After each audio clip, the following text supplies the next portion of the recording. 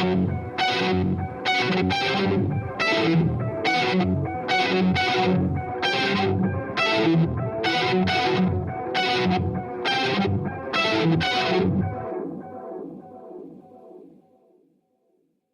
right, so that was Keith Sells, but who's buying? That's a super funny name too, because it's almost like you can relate it to anything. Me, I relate it to drugs. For some reason, I'm like, it's from Megadeth.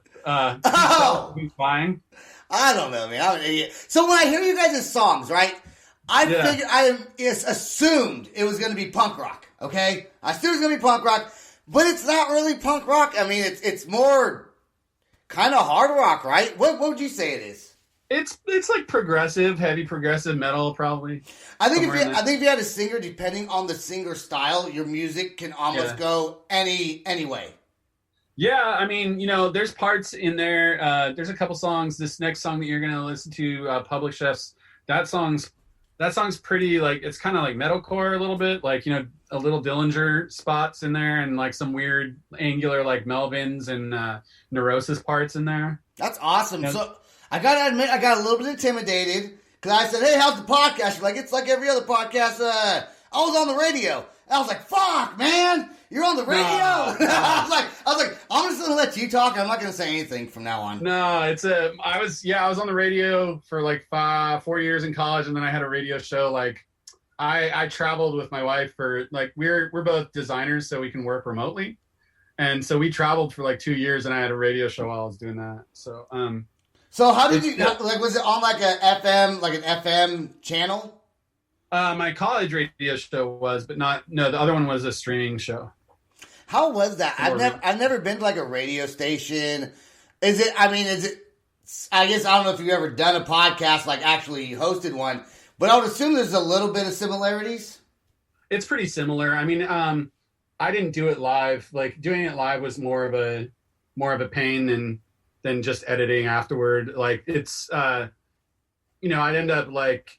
I'd end up doing fades and like doing the talk back after between the songs. It was probably closer to a podcast than an actual live show. Before, when I was on the radio, you have like a board with sliders and a mixer and everything, and it's all live, and there's no delay. I don't like live because it's stressful. Because you don't want to say something that you regret later. Like, if I went live, there's all kinds of things I say. I'm like, dude, thank God I could edit this shit because I do not want this to air.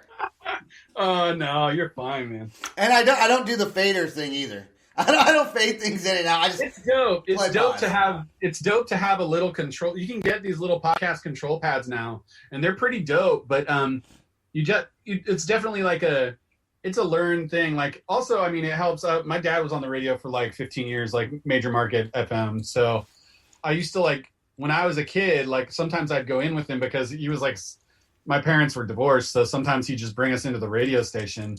That's he'd cool. Like he'd let me push the button and all that shit. So you're kind of training to push the button and do the fading as a kid. Kinda, yeah. Actually, like I've been in radio stations. I mean, my parents met at college radio when they had me.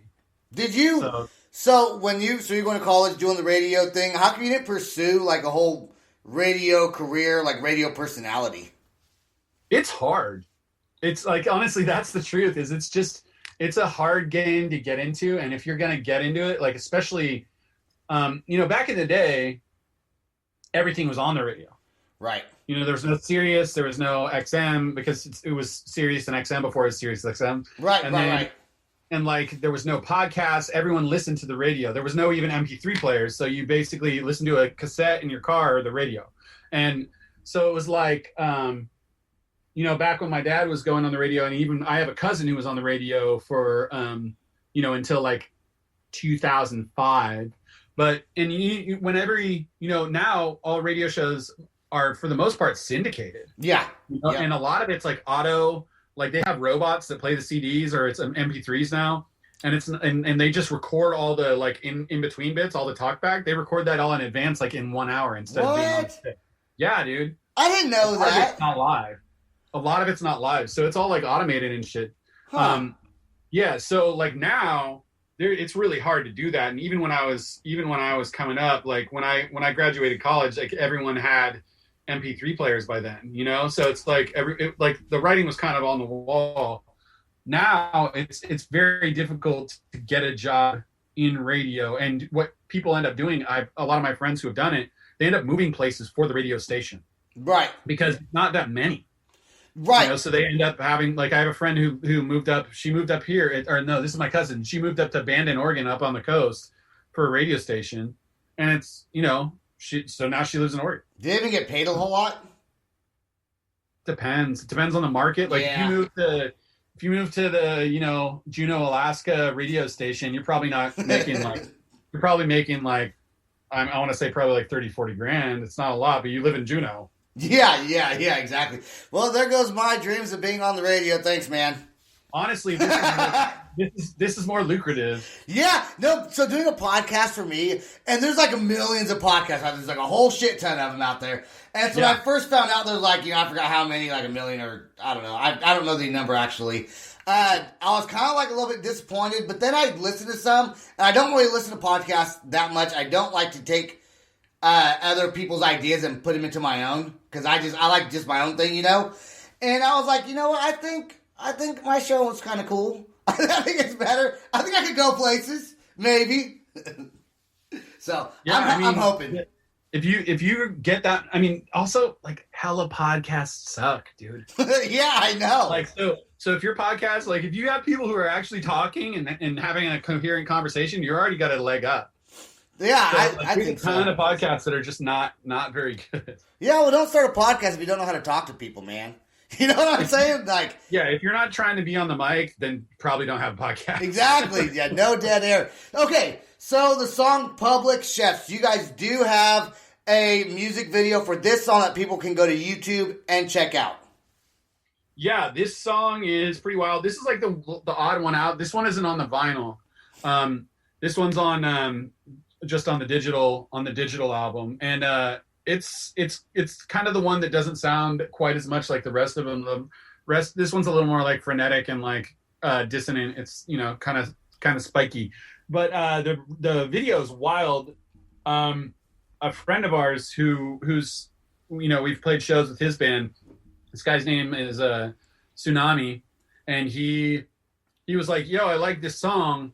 I'm thinking about doing a video for it. And I was like, sure, just let us know what you need. He comes back like 6 weeks later, and he's got most of this video done. Wow. And you're just like, what? And so he kind of just ran with it. And, you know, it's got all the Illuminati stuff and all the whole like weird multimedia stuff. And like, it's kind of like a commentary a little bit on capitalism. So did you give him an idea to go with, or did he just kind of get his own idea and just went with it? He started out with like, we told him the name of the song. We're like, it's called Public Chefs. He said, oh, like, and he's telling me this afterward. He's like, oh, like Martha Stewart? That's a public chef.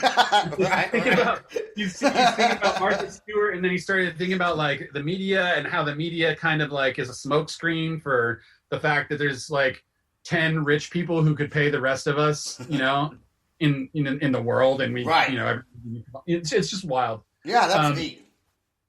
So then he kind of, and I kind of steered him a little bit. You know, he came with the whole, you know, financial pyramid stuff that's at the start of the video, and I gave him a few more pointers about just like other stock related stuff. So it kind of just like happened very organically, which was nice, because it's nice to have someone just pumped about what they're doing and make you something awesome.